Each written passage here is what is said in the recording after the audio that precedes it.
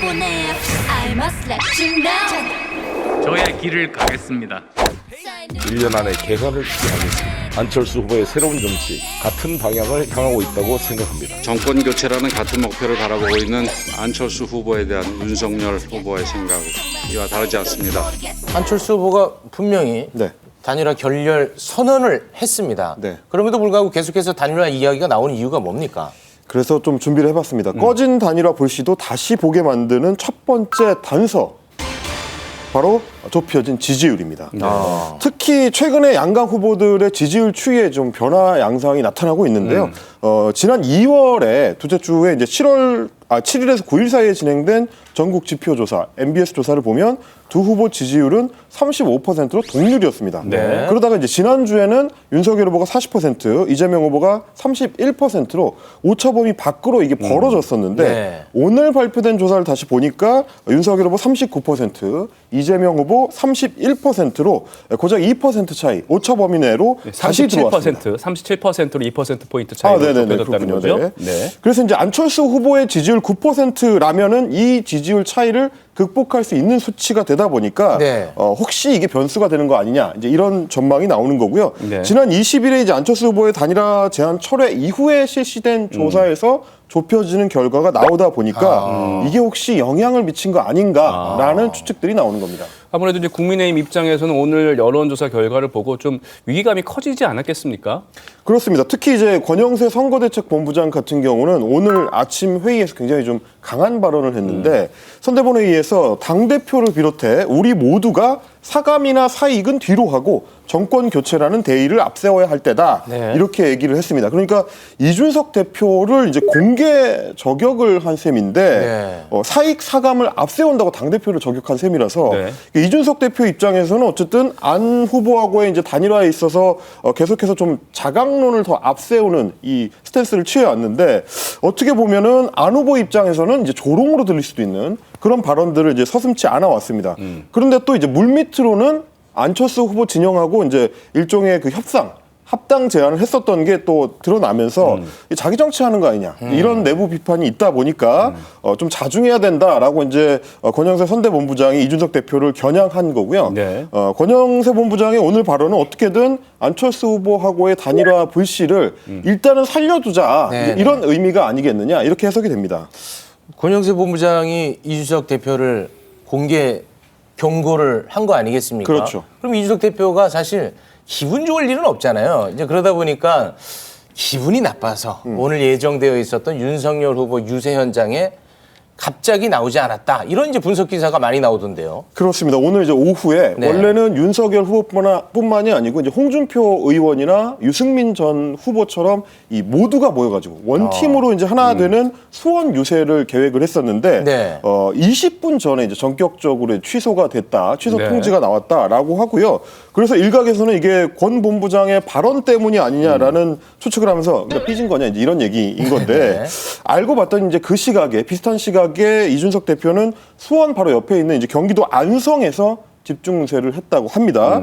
그러다 보니까 더더욱 아니 옆에를 피해서 혼자 유세를 할 정도로 뭔가 좀 불편한 감정이 된 거 아니냐 이제 이런 추측이 나오는 거고요. 사실 이제 그동안 이준석 대표가 안철수 후보를 향해서 굉장히 강도 높게 어떻게 보면 뭐 조롱, 뭐 비난, 뭐 이런 식으로도 들릴 수 있는 이런 얘기들을 해왔기 때문에 단일화가 최종적으로 결렬이 될 경우에 이준석 대표의 뭐 책임론이 나올 수도 있다. 이런 상황이라고 할 수 있겠습니다. 근데 아무튼 뭐 이준석 후보 측에서는 화가 나서 안 간 건 아니다. 뭐 이런 입장이더라고요. 일정 때문에 바꾼 것이다. 이제 이렇게 설명하고 있습니다. 알겠습니다. 근데 민주당 입장에서도 야권의 단일화 불씨가 살아나는 거를 이제 구경만 할 수 없지 않겠습니까? 그렇습니다. 그러다 보니까 오늘 이제 송영길 대표가 긴급 기자회견을 열고 안철수 후보를 염두한 듯한 중대 발표를 했잖아요. 맞습니다. 이 송영길 대표는 이를테면 일종의 이제 잔불 작업, 이 꺼트리기 작업에 이제 들어간 건데 그 이재명 후보의 표현으로 치자면 이제 러브콜입니다. 오늘 민주당 송영길 대표가 기자회견을 열었는데 개헌을 통해서 대통령 4년 중임제로 바꾸자. 그리고 대선에 결선 투표제를 도입을 하자. 연동형 비례대표제를 이제 강화를 하자. 이런 어떻게 보면 이제 다당제의 기반을 다지는 그동안 안철수 후보가 강조해 왔었던 정책들을 이제 던진 겁니다. 이런 정치 개혁안을 통해서 안철수 후보가 포함된 이제 제3지대의 연대 카드를 제시한 거다라는 설명이고요. 그런데 이제 엄밀하게 말하면 안철수 후보를 진짜로 단일화 테이블로 이제 불러 올리려고 민주당에서 이런 카드를 냈느냐 하면 조금 애매한 측면이 있습니다. 어떻게 보면 진짜 단일화 하자고 나오면 오히려 당황할 수도 있어요. 맥락상으로 봤을 때는 아마도 안 후보를 지지하는 지지층을 향해서 이 사표 심리를 방지하고 끝까지 안 후보한테 이제 투표를 이어갈 수 있도록 하기 위한 뭐 일종의 장치로 이재명 후보가 대선에서 승리를 하더라도 안철수 후보한테는 오히려 정치적인 입지가 좀 넓어질 수 있는 이 제공을 하겠다. 이 방향성을 제공하겠다. 판을 열어주겠다. 이런 시그널을 보낸 걸로도 해석이 됩니다. 네, 그러니까 뭐 안철수 후보가 완주할 수 있는 토대를 마련해 준 것이다. 그렇습니다. 뭐 이렇게 이제 볼 수 있을 것 같은데, 그럼 여기서 가장 중요한 것은 단일화와 관련해서 안철수 후보의 그 마음이 가장 중요하지 않겠습니까? 그렇죠. 이제 본인 얘기를 들어보는 게 제일 좋을 텐데 네. 그래서 오늘 뭐라고 했는지를 먼저 한번 들어보시겠습니다. 그렇게 소신이 있으면 그렇게 실행을 하시면 되지 않겠습니까? 지금 시간은 다 지났습니다. 그래서 제가 결렬선언을 한 겁니다. 그러면 윤석열 후보와의 만남은 이제 없다고 보면 뭐 어떤 연락도 받지 못했습니다. 뭐 근데 양당의 이런 게 이제 의미가 없는 게 왜 그러냐면 안철수 후보가 우리 더라이브에서도 그랬고 안 하겠다. 예, 단일화 0%다 했는데 단일화를 또 제안을 하셨었잖아요. 그렇죠. 그러니까 뭐 이런 메시지를 보고 우리가 분석하는 게 무슨 의미가 있나 싶어요. 그래서 네. 이제 사실 이게 단일화 꺼진 불씨도 다시 보자인 건데 네. 두 번째 단서 안철수의 여지를 둔 발언입니다. 지금 들어보셨겠지만 마지막에 보면은 어떤 연락도 받지 못했다라고 합니다. 그러니까 네. 윤석열 후보 측으로부터 그렇습니다. 네. 이게 만나자고 하면 만날 거냐 했더니 연락을 못 받았다라고 한단 말이죠. 네. 그러면 이게 어떻게 해석하기에 따라서는 연락을 해오면 만날 수도 있지 않을까. 그렇게 해석 가능하죠. 여지가 있다. 그렇죠. 한 걸음 더 나가면 연락을 해달라. 이렇게도 보일 수 있는, 그러니까 여러 가지로 해석할 수 있는 여지가 좀 남아 있는 거고. 네. 그렇지 않아도 이제 아까 저녁에 KBS 1라디오에 이제 출연한 국민의당 이태규 총괄선대본부장이 어제 이준석 대표하고 이제 한판 붙으셨던 폭로전이 있었죠. 그렇죠. 이태규 본부장이 뭐라고 했냐면 이제 진행자가 안철수 후보가 단일화 조건으로 내밀었던 국민 여론조사 방식 제안 아직 유효하냐 이렇게 물었더니 그렇죠라고 답을 했습니다. 그러니까 뭔가 아직 여지가 있는 것처럼 여전히 보이는 거죠. 이게 유효하다면 단일화 논의 가능성이 아직 살아있는 거 아니냐 이렇게 해석될 여지가 있는 겁니다. 이 말인즉슨 또 윤석열 후보가 어떻게 나오느냐에 따라서 다시 불씨가 다 살아날 수도 있는 건데, 그렇죠. 근데 문제는 대선이 이제 13일 정도밖에 안 남았단 말이에요. 네. 물리적으로 이게 가능하겠느냐 이거 아니겠습니까? 안철수 후보도 사실 이제 시간이 다 됐다라고 네. 지금 이야기를 지속적으로 하고 있는데 이 꺼진 단일화 불씨도 다시 보게 만드는 마지막 단서.